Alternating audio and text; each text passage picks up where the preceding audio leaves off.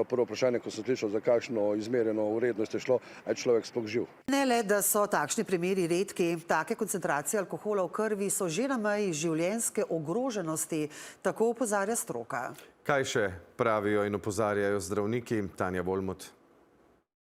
Sredi dneva 13:42 je 54-letni moški napihal. Je vozil pod močnim vplivom alkohola, koncentracija je bila 2,34 mg na liter izdihanega zraka, to v bistvu skoraj 5 promilov. 10-krat več, kot je pri nas dovoljeno. Se je z rezultatom strinjal? Z rezultatom se je strinjal. Ni bilo potrebno vzem krvi ali karkoli? Ne, ni bilo potrebno. Tisti, ki se ukvarjajo z varnostjo v prometu, Jaz si tega ne predstavljam. Moje prvo vprašanje, ko sem slišal, za kakšno izmerjeno vrednost je šlo, a je človek sploh živ. kaj 5 promilov pomeni za človeško telo. 5 promilov je izjemno visoka koncentracija alkohola v telesu.